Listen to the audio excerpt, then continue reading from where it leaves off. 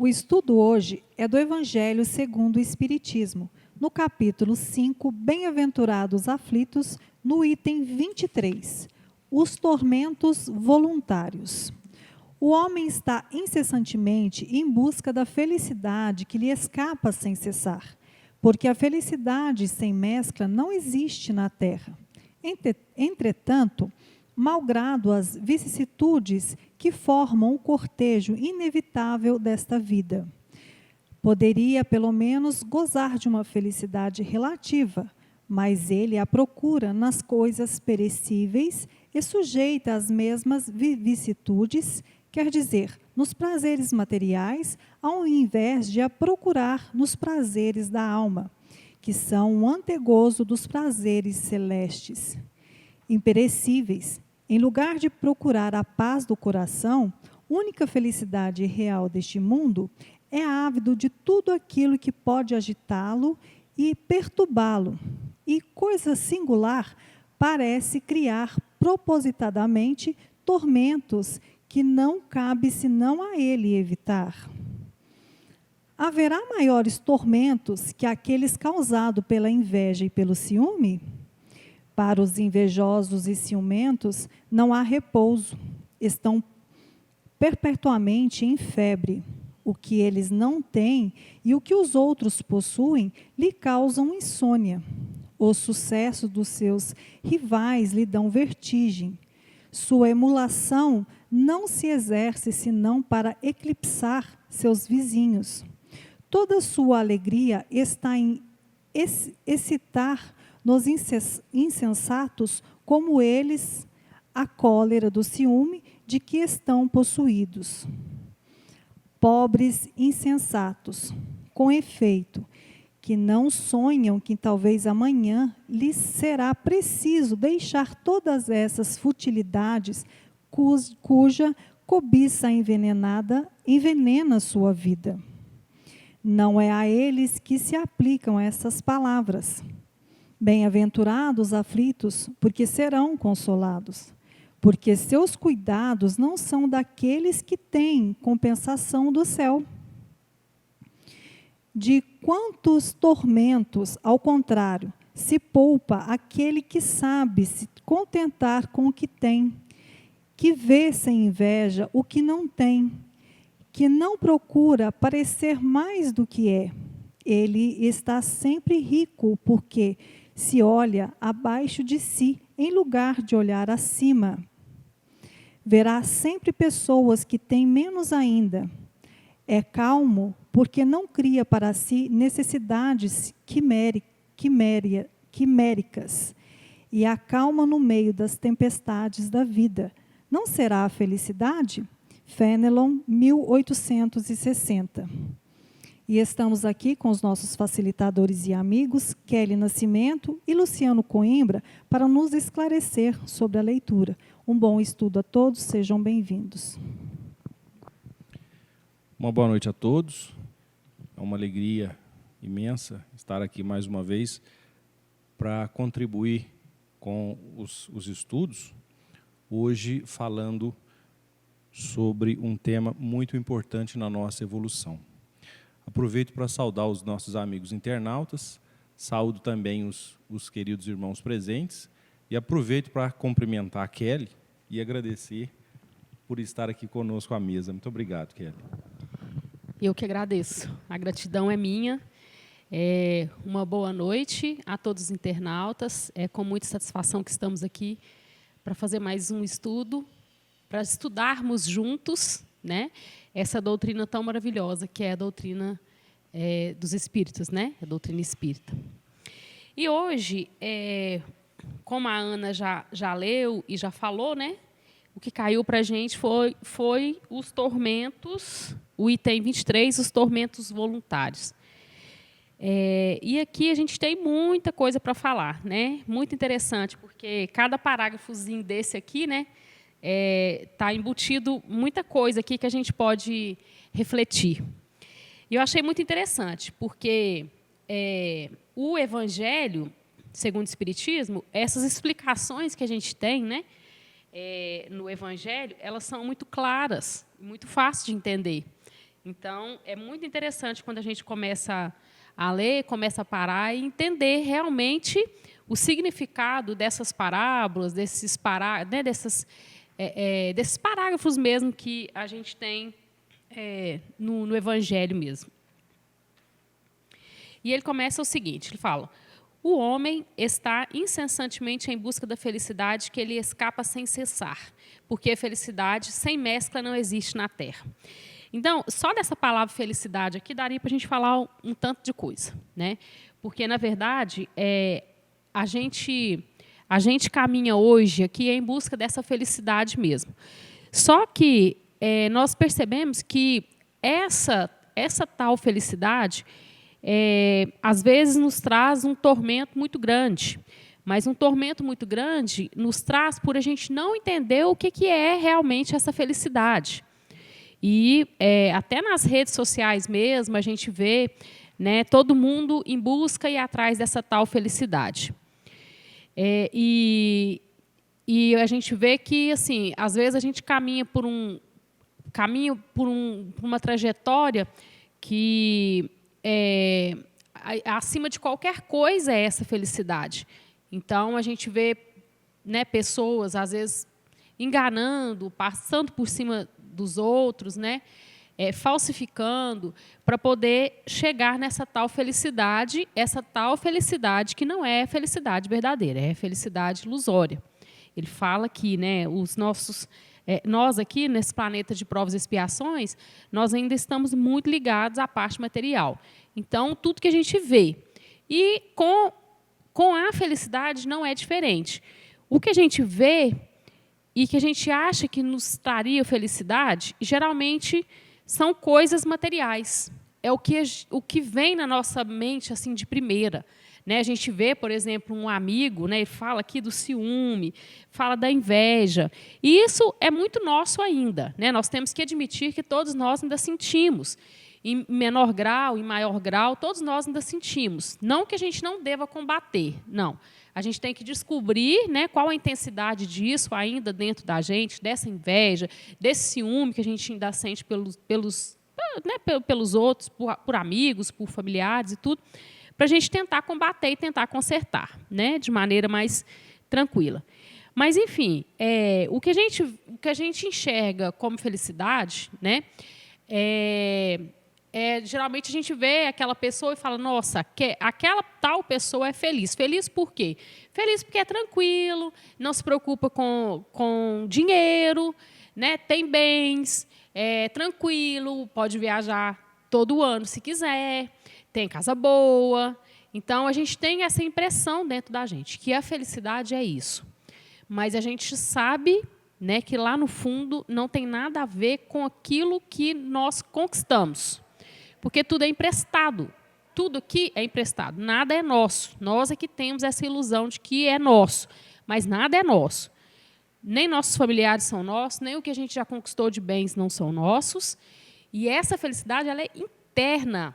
Ela é interna. Nós estamos em busca dela, buscando de forma errada, porque nós estamos buscando ela fora. E não é fora, não depende daquilo que eu estou fazendo. Depende da minha opção. Tem pessoas que optam por serem felizes uma reencarnação inteira, 1, 2, 3, são infelizes, né? Uma reencarnação inteira, 10 reencarnações, e ainda não aprenderam, né? Nós ainda não aprendemos que essa felicidade ela é de dentro, independente das nossas provas, das nossas expiações, dos nossos sofrimentos aqui.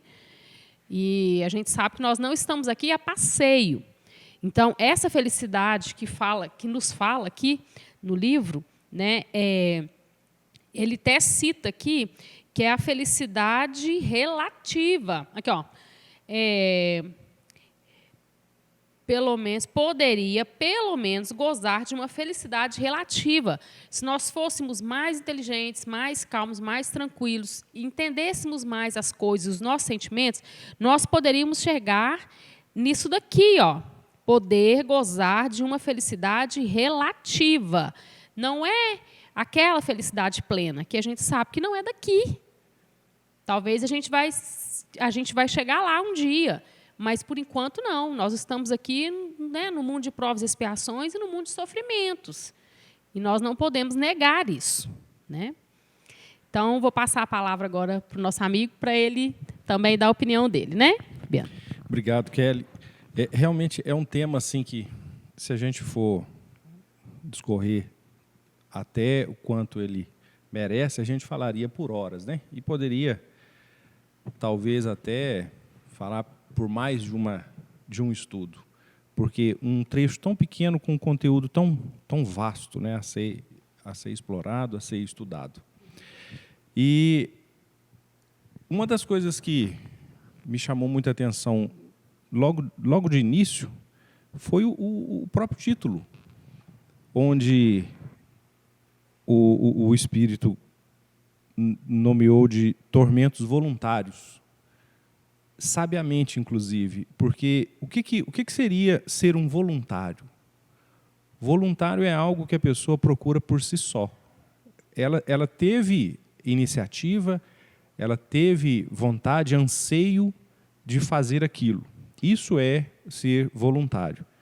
Então, quando a gente olha tormentos voluntários, a gente consegue ver que são tormentos que nós mesmos procuramos. E o curioso é que esses tormentos eles estão diretamente ligados nos bens materiais ou nos prazeres carnais.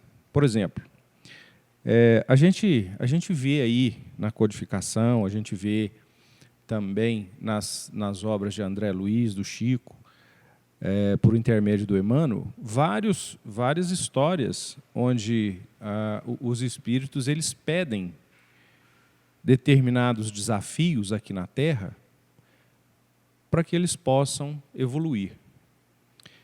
Curiosamente, quando estão aqui na Terra, eles esquecem disso, porque o nosso objetivo aqui é a procura incansável da felicidade. Esse é o nosso objetivo.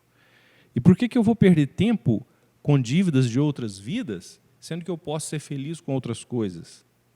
Então, o que era para ser um aprendizado acaba se tornando numa dívida ainda maior. E por que é assim? Porque a gente tem uma falsa ilusão que a felicidade está em possuir bens, que a felicidade está em ser melhor que os outros.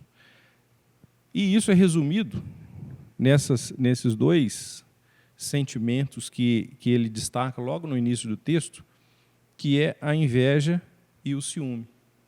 O que seria a inveja, se não aquela vontade de ter o que o outro tem? E o que seria, né, ali o ciúme, se não o apego aos bens materiais? E nesse contexto, né, nessa situação, a gente fica meio que sufocado, como o próprio texto diz, que as pessoas que sentem inveja e que sentem ciúme, elas estão em constante estado febril. Por quê? Elas não vivem a própria vida, elas precisam ficar ligadas na vida dos outros e fazer uma comparação com a sua própria vida para saber se a outra pessoa está melhor que ela, e isso acaba consumindo todas as suas energias, todo o seu tempo, e faz com que não sobre muito tempo para ela desfrutar do que ela realmente tem. Para a gente estender um pouco mais essa leitura e trazer uma outra referência, eu cito o próprio Evangelho segundo o Espiritismo. No capítulo 11, no item 11, o Emmanuel nos diz o seguinte: o egoísmo é uma chaga da humanidade. É a causa de todas as misérias da Terra. E se a gente observar, ele não fala que ele é a causa das principais misérias ou da maioria das misérias. Ele cita claramente que é a causa de todas as misérias da Terra.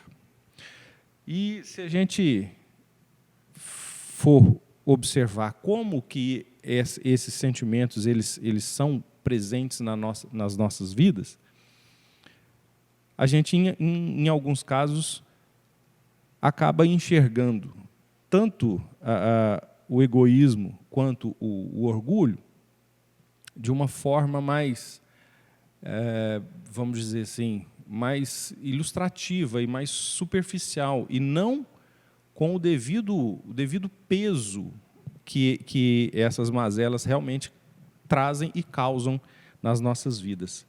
Por exemplo, quando a gente vê uma pessoa que se acha melhor que as outras, né?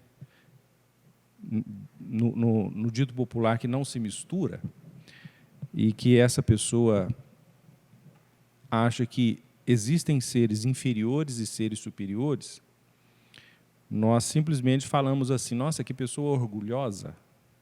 Mas a gente talvez não tenha dimensão do quanto a própria pessoa sofre com isso, mesmo sem saber que sofre, porque é necessário que ela faça uma constante comparação para saber quem é que se equipara ao nível dela e quem não se equipara. E, na verdade, a gente sabe que nós somos todos iguais. Se existe uma pequena diferença, é que alguns espíritos já se encontram mais evoluídos que os outros, mas isso é temporário, isso é momentâneo. Daqui a algumas reencarnações, todos os que se esforçarem, todos os que se dedicarem, terão condições, plenas condições, inclusive, de estarem tão evoluídos quanto os que hoje já se encontram em outros patamares. Eu espero ter sido claro, né, Kelly, com essa comparação. Foi bastante, né? De muito proveito.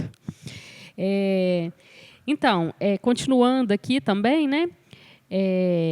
Ele fala, pegando um ganchinho aqui, que ele já falou, ele falando aqui da inveja, do ciúme, e ele ainda cita assim, que somos pobres insensatos, com efeito, que não sonham que talvez amanhã lhes será preciso deixar todas essas futilidades, cuja cobiça envenena sua vida. Então, muitas vezes, nós estamos aqui também nesse patamar aí, né, porque a gente se inclui nisso, né, nessa inveja, nesse ciúme, a gente se inclui também, não é só os outros que sentem, né? Nós sentimos. E só que nós esquecemos, né, que a nossa vida real não é essa daqui. Então, essa questão da inveja, do egoísmo, do ciúme, que é desse nosso planeta aqui, que é nosso ainda, né, que estamos atrasados ainda, bem atrasados, a gente vê como uma coisa momentânea mesmo. E a gente esquece de parar para pensar que são reencarnações que a gente passa aqui, e esse tempo ele é pequeno para muita coisa que a gente tem que resolver, para muita coisa que a gente tem que fazer. Então, acaba sendo uma perda de tempo muito grande, né? A gente acaba perdendo reencarnações e reencarnações, às vezes debatendo com o mesmo problema, o mesmo propósito, a mesma necessidade de mudança, né, naquela parte que a gente sabe que a gente tem que mudar. A gente sabe que é difícil, né? Falar é fácil. Eu sei que eu sou uma pessoa, já descobri que eu sou uma pessoa ciumenta, então eu tenho que mudar. Tá. Mas e daí? Qual o primeiro passo que eu tenho que dar para eu poder mudar essa situação, né? Não é que tem uma receita de bolo, porque não existe. Cada um está no estágio evolutivo, né? Então, cada um vai ter o seu jeito para poder resolver essas coisas. Mas nós temos que começar. Nós temos que dar o primeiro passo, porque senão nós nunca vamos chegar lá.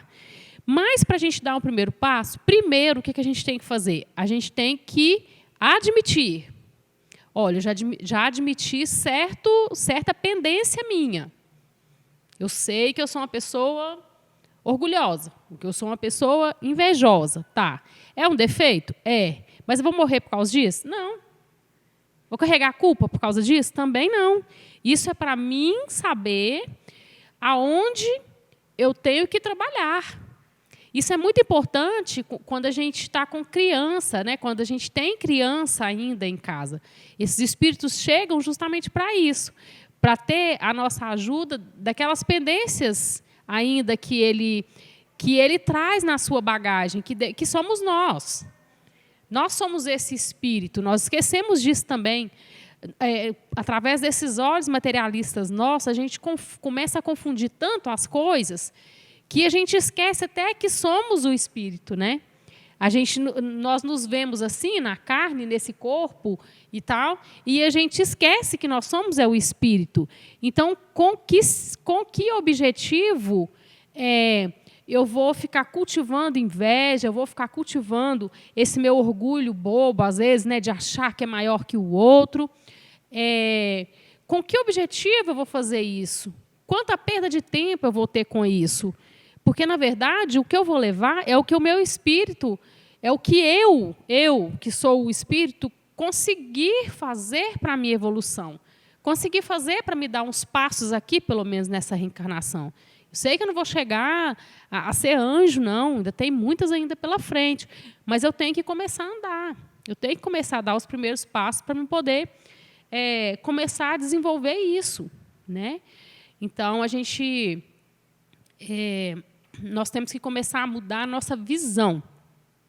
Primeiro, quanto a nós mesmos, da gente descobrir as nossas pendências, aceitar que nós temos, não somos totalmente bonzinhos e também não somos totalmente malzinhos. Nós somos uma mistura muito grande de sentimentos, né? E eu falei aqui a respeito da criança, né, esses espíritos que estão chegando agora, até bem engraçado, porque nós pais, às vezes, ficamos até bem embaraçados com eles, né? Porque estão, assim, a gente vê que a evolução acontece mesmo, eles estão vindo diferente, e, às vezes, a gente fica até meio que embaraçado. Mas a Joana de Ângeles, ela fala que a criança, esse espírito que chega para a gente, desde bebê, ele já chega com a bagagem que é dele, que é única dele, e ele já começa a dar indícios de onde esse pai e essa mãe vai ter que ajudar. As pendências dele. Então, o que a gente vai chamar, assim, entre aspas, de defeitos, os defeitos daquele espírito que está chegando ali, desde criança, desde bebê. Ela fala, eu gosto muito das falas dela, porque ela é muito assim, muito família, muito criança, né? Ela fala muito desses temas assim, eu gosto muito dela, da Joana de Ângeles. E ela fala isso, que a mãe, quando ela tem essa visão mais esclarecida, quando ela é mais aberta a descobrir esses defeitos que a criança tem, né? Ela vai descobrindo desde muito novinha, ela já vai juntando o quebra-cabeça ali para saber aonde aquele espírito ali vai precisar da ajuda dela. É muito interessante, né? É muito bonito. A história da reencarnação de cada um é muito interessante, o planejamento que se é feito do lado de lá. Né? É muito interessante para a gente vir aqui e jogar tudo para o alto, fazer tudo errado, né? Achar que eu tenho que ser feliz acima de tudo. Nós temos que admitir muita coisa que a gente não admite. Nos desmascarar mesmo, né? Muitas vezes a gente sofre por causa dessas máscaras, porque primeiro, aqui o texto está falando muito aqui sobre a felicidade, né? Também, né? Dos sentimentos e da felicidade. Essa felicidade, ele fala para a gente que é uma felicidade relativa. Então, quer dizer, eu não vou acordar todos os dias feliz, não, né? Não tem como. Eu não vou estar todo o tempo feliz. Mas nós somos tão às vezes mascarados, né? Nós usamos máscaras que a gente quer mostrar que a gente está feliz, às vezes, né? Eu falei que citei redes sociais porque é bom até para a gente começar a analisar, né? Nas redes sociais todo mundo está feliz, está passeando, está, né? Tá não sei o quê, todo mundo está feliz, tá? Mas nós não somos obrigados a estar felizes todos os dias, né? Se me acontece uma coisa hoje que me aborreceu muito, eu vou acordar amanhã triste. Eu vou acordar amanhã sem vontade, às vezes, de sair da cama. Aí fala, nossa, mas eu não posso ficar desse jeito, porque eu tenho que ser feliz. Não, pera lá, né? Nós temos que ter até um certo respeito com os nossos sentimentos, com esses sentimentos nossos. Não tanto os que a gente tem que são bons, quanto os ruins. De até respeitar. Né? Hoje eu estou dessa forma, posso melhorar? Posso. Mas hoje eu estou nesse estágio meu aqui. Não adianta eu esconder, não adianta eu tentar falar que eu já perdoo, já sou uma pessoa boníssima. Não.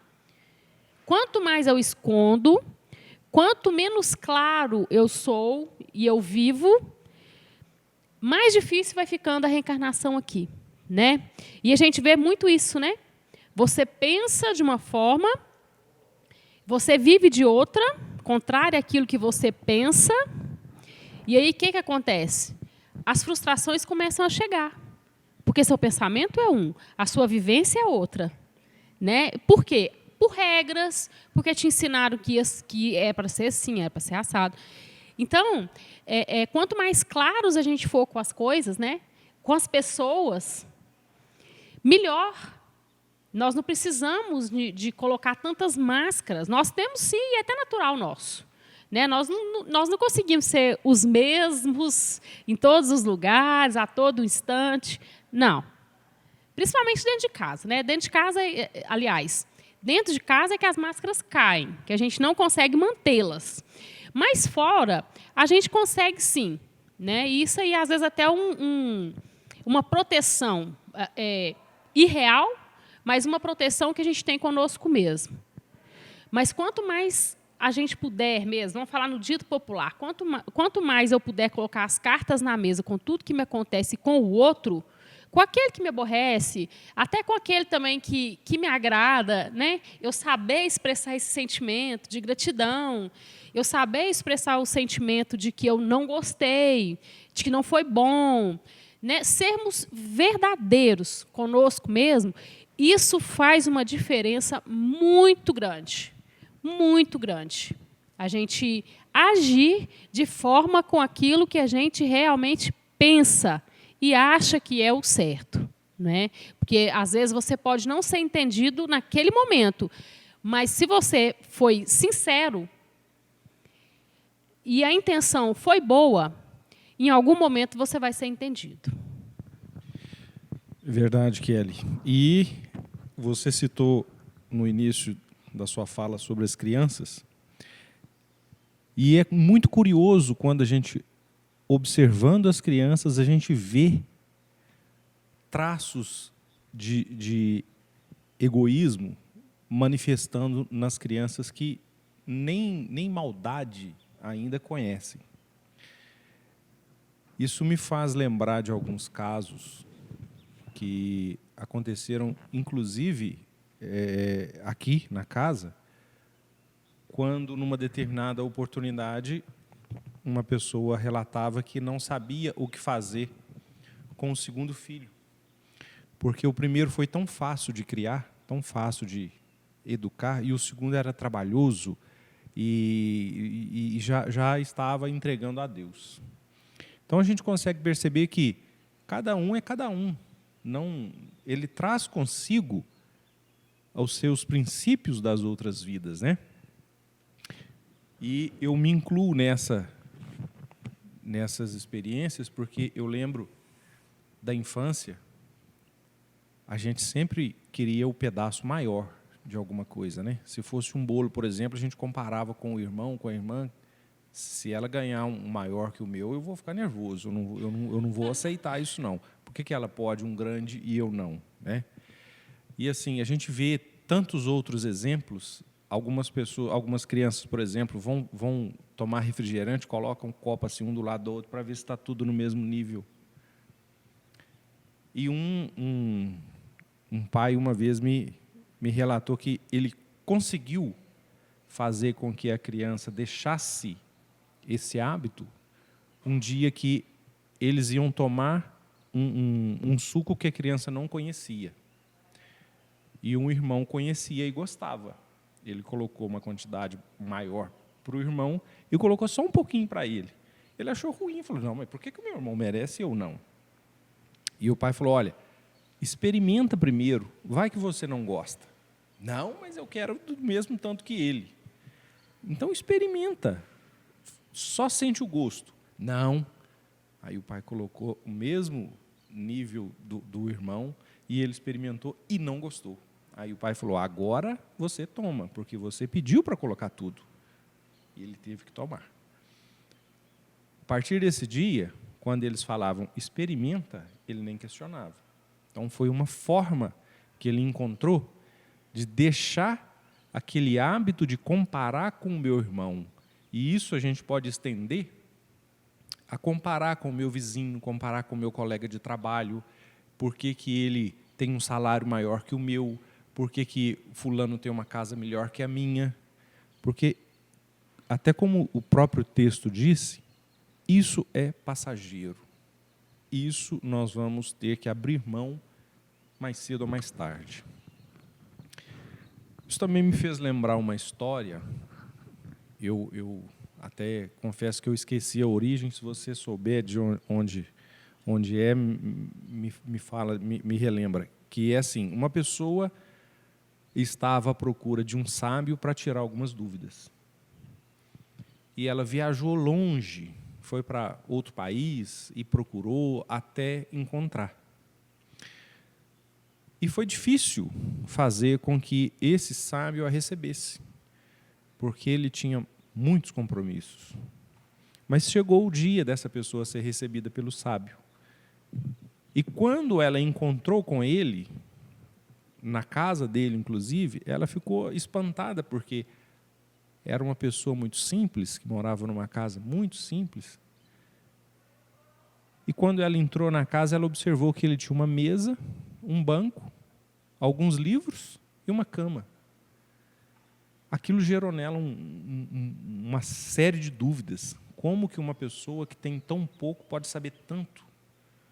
Como que ele pode conseguir viver aqui? E esse sábio percebeu que ela olhava as coisas assim e falou, olha, você tem alguma pergunta que você gostaria de fazer? Ela falou assim, onde estão as suas coisas? Aí ele falou, estão aqui. Não, mas só isso? Aí o sábio olhou para ela e falou, e onde estão as suas? E ela respondeu, estão na minha verdadeira casa, eu estou aqui só de passagem. E ele falou, exatamente, as minhas coisas estão na minha casa, eu estou aqui só de passagem. E olha como que a gente pode perceber que realmente é sábio aquele que já sabe disso.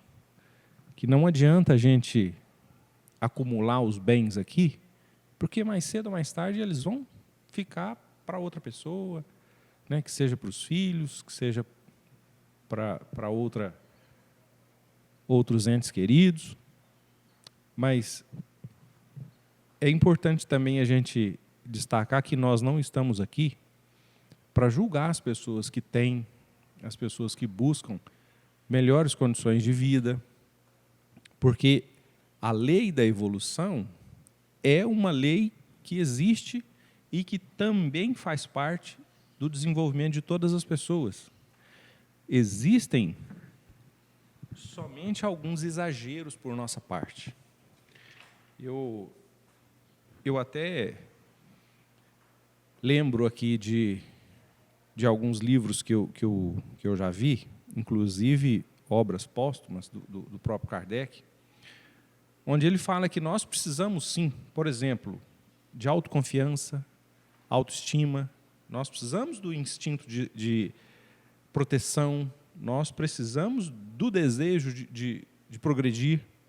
Só que o que acontece quando nós temos um excesso de autoconfiança? Aí nós passamos a ser orgulhosos. Nós somos melhores que os outros. A autoconfiança é tamanha que outras pessoas não podem ser comparadas ao meu tamanho. Autoestima. Se eu tenho uma autoestima elevada, ótimo. Mas se eu tenho uma autoestima em excesso, eu me torno uma pessoa vaidosa.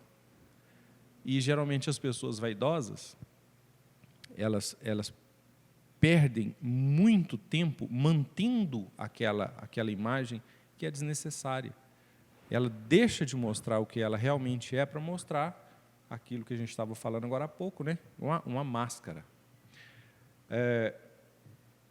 E se a gente pegar esse desejo que a gente tem de sobrevivência, o que é o desejo de sobrevivência? Eu preciso ter uma roupa, um agasalho, eu preciso ter um alimento, eu preciso ter uma morada. Isso são instintos, né? São coisas essenciais para que a gente possa ter uma vida com pelo menos um pouco de conforto.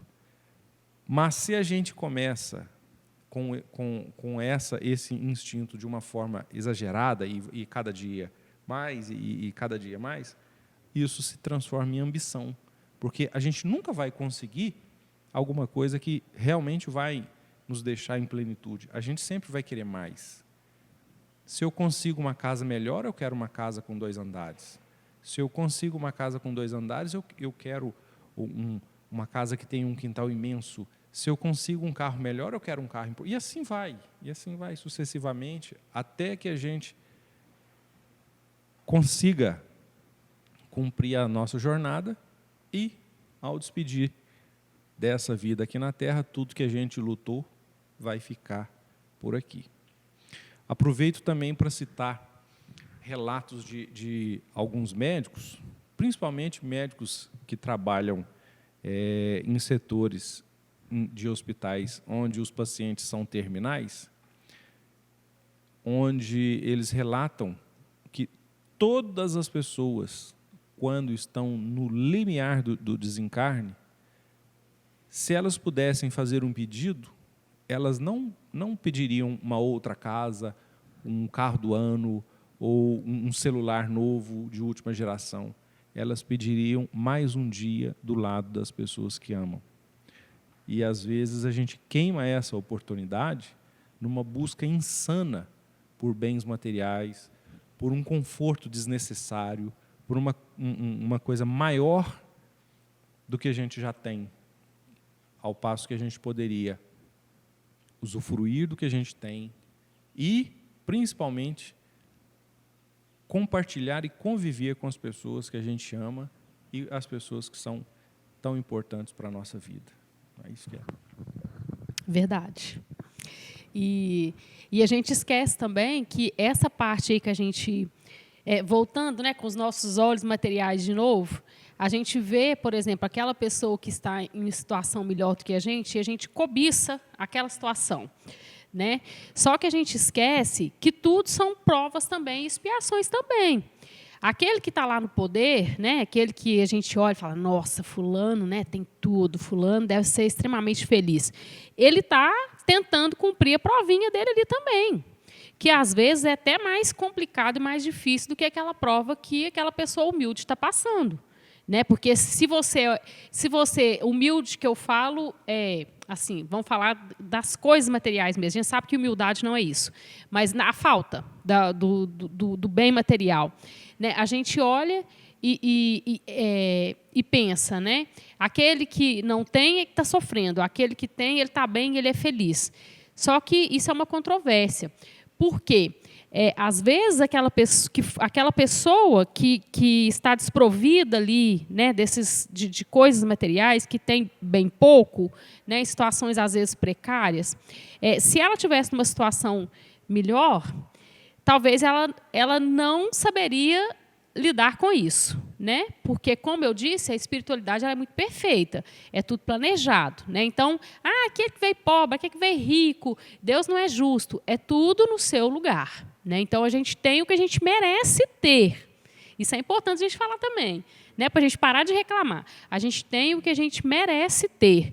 Então, aquele que está ali com posses materiais, ele tem uma prova a cumprir e, às vezes, mais penosa do que aquele que está desprovido. Porque aquele que está desprovido, ele não... simplesmente ele não vai poder fazer muita coisa. Agora, aquele que tem, ele pode. E aí ele vai optar. Ou eu faço ou eu não faço. Ele pode optar a fazer só para ele ou para a família dele, né? Incluir 1 ou 2 ali que vão desfrutar desses bens. E ele pode também escolher ajudar mais pessoas, ele pode, sei lá, fazer inúmeras coisas com esse bem que ele tem. Então, ele é muito mais testado do que aquela pessoa que é desprovida, porque ela não tem opção. Não tem, né? Então, é interessante essa parte, a gente pensar por esse lado, né? E também essa questão da gente ter que ter as coisas, né, como você já falou, eu tenho que ter um trabalho, eu tenho que ter o dinheiro no final do mês para pagar minhas contas, eu necessito de uma cama para dormir, de um banho quente no final do dia, né, e tudo. Só que quando a gente começa a colocar essas coisas como primordial, que é, vamos falar assim, correr atrás desses bens, aí que a gente começa a prejudicar a nossa estadia aqui. Então, como eu já falei que nada acontece por acaso também, que a espiritualidade ela é perfeita, o que nós estamos vivendo hoje? É justamente isso. Porque a nossa sociedade estava doente. Estava, não, está. Nós estamos doentes. E se nós não parássemos, eu não sei nem onde a gente iria parar com tanta loucura. E loucura por quê? A gente correndo, né, numa correria danada, numa ansiedade, todo mundo ansioso. E para quê? Eu estou correndo atrás de quê? Eu não tenho tempo. Né? As nossas reclamações antes da pandemia era essa. Que a gente não tem tempo e que eu não posso fazer isso, não posso fazer aquilo, porque não dá tempo, porque eu tenho 1001 coisas para resolver, para fazer e tal. De repente, deu aquela parada. Né? Agora, até que não muito, já está voltando mais ou menos, né, as coisas no lugar. Mas, e aí? O que a gente fez com isso? Né? O porquê que a gente teve que parar? Porque a gente realmente estava vivendo numa loucura, né, desordenada. Nós estávamos desordenados e fomos obrigados a parar. E não foi só aqui, não foi só ali, foi no mundo inteiro. Então, essas coisas, às vezes, chegam para a gente parar, para a gente pensar, será que compensa, né, eu passar uma reencarnação inteira, às vezes, longe das pessoas que a gente gosta, correndo atrás de bens materiais, né, achando que o que a gente tem que fazer é isso, dar conforto para o filho, dar conforto para a mulher, por isso eu tenho que ter mais dinheiro, eu tenho que trabalhar mais. E o mais importante, será que a gente está conseguindo transmitir? Né? Que é o amor, que é o carinho, que é a convivência, uma convivência boa, né, com aqueles que estão perto da gente. Esse realmente é o mais importante. Nós precisamos do outro, nós precisamos cumprir compromissos, nós precisamos disso sim. Mas a verdadeira missão nossa, o que a gente realmente veio fazer aqui, foi nos relacionar, para a gente nos vermos, né, no outro, que o outro é o nosso espelho. A gente conseguir nos ver no outro para a gente começar a melhorar. Tem aquele filme antigão, O Náufrago, né? Acho que todo mundo já viu ele, que quando ele cai lá daquele avião e tal, fica naquela ilha, a solidão dele é tanta, a falta, né, que é nossa, que a gente sente de estar com o outro, de se relacionar com o outro, que ele imaginava, né, pegou a bola que ficou lá, ele inventou que era o amigo e tal, ele tinha fotos da família dele, que depois acabou que já estava totalmente reconstruída de novo, quando ele voltou. Né? Mas aquele filme ele mostra para a gente, nitidamente, a necessidade que a gente tem da nossa evolução, e evolução com os outros espíritos encarnados, com evolução com os outros, porque sozinho, para nós, seria bem mais complicado. Né? Então, eu vejo aquele filme bem interessante nessa parte, né? de mostrar isso para a gente. Então, com essa última fala, então, eu me despeço de vocês. E muito obrigada pela oportunidade. Até uma próxima. Kelly, quando a gente pega obras assim, igual o cinema e outras, que tentam relatar para a gente, tentam nos passar esses valores que às vezes a gente acaba não se atentando, né? Que, em comparação ao nosso mundo real, o que seria de você se você fosse colocado numa ilha deserta? O que você faria sem os seus bens de hoje? Porque, para algumas pessoas, é uma realidade possível, principalmente pessoas que viajam, né, que podem sofrer acidentes e acabar sobrevivendo e sendo destinadas aí a lugares remotos, se a pessoa consegue sobreviver sem os bens num lugar remoto, numa ilha deserta, por que ela não conseguiria sobreviver sem bens melhores do que ela já tem no ambiente, no seu habitat natural? Tem um outro filme que eu gostaria de citar também, é um filme também um pouco antigo, ele chama Parada Inesperada. Ele relata uma médica que estava indo passar férias na praia, e ela estava indo de carro em alta velocidade e ela foi parada pela polícia. E ela foi condenada a fazer trabalhos voluntários. E ela ficou louca, porque ela queria chegar na praia rápido, né, para descansar e fazer festa e tudo mais. Só que durante esse período que ela estava fazendo trabalhos voluntários, ela começou a enxergar a vida com outra perspectiva. E uma das passagens do filme que fala exatamente sobre isso é quando ela fala para o juiz que a condenou a fazer os trabalhos voluntários assim: eu preciso voltar para a minha vida. E o juiz responde para ela assim, ó, e quem está lá enquanto você está aqui? Ou seja, a sua vida é onde você está, independente do que você tem, das suas posses, independente do seu poder, independente do seu status, né? Essa aí é que é a grande questão para a gente entender o que é a felicidade. Lembro também de um ditado onde se diz assim: a felicidade está na montanha azul. Porque quando a gente olha uma paisagem, as mais próximas são verdes, as lá do fundo são azuis. Só que o que acontece quando a gente chega lá? A gente vê que elas são verdes também. E aquelas lá atrás, onde a gente estava, agora são azuis. Ou seja, a gente vai ficar numa procura insana atrás da felicidade, sem saber que a felicidade já está onde nós estamos. Porque se de lá para cá, essa aqui é azul, então eu vou continuar aqui, onde eu sou feliz. Para finalizar, eu gostaria de indicar um texto que eu até citei agora há pouco, do Kardec, que se encontra nas obras póstumas. É um capítulo chamado Orgulho e Egoísmo, meios de identificá-los e combatê-los. Lá, Kardec fala que o orgulho e o egoísmo, eles têm origens instintivas. Tanto que as crianças desenvolvem isso, né? Não é necessário ninguém ensinar para elas se manifestarem que o desejo de querer o pedaço maior, o desejo de querer o melhor, isso é instintivo. E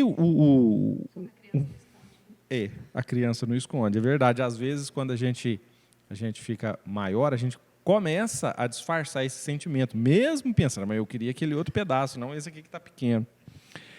E lá também, Kardec deixa claro por que Deus não criou os homens bons. Porque dá tanto trabalho evoluir, né? A gente tem que passar por tanta coisa. Por que ele já não fez o homem bom? Né? Porque não seria mérito da própria pessoa, ela já estaria pronta. E o mérito é conseguir com os próprios esforços, né? Com o nosso livre-arbítrio. E é exatamente o abuso desses benefícios, né, desses presentes que Deus dá para a gente, é que a gente desenvolve essas outras tendências, né? É o que eu havia falado no início. O excesso de coisas que a gente precisa transforma-se em coisas que a gente não precisa. E é assim, curioso como elas conseguem impregnar na gente, e a luta para se ver livre desses sentimentos é muito árdua. Tanto que a codificação prega assim, incansavelmente o combate ao egoísmo, o combate ao orgulho e tantas outras coisas que nos fazem tão mal, né? O nosso tempo chegou ao fim. Gostaria de agradecer, Kelly, pela oportunidade de dividir a mesa comigo. Aprendi muito hoje com você. Agradeço também à casa pela oportunidade de, mais uma vez, contribuir, né, com os estudos. Desejo a todos uma boa noite. Fiquemos todos na presença de Jesus, do Pai, e que tenhamos um ótimo retorno aos nossos lares. Uma boa noite a todos.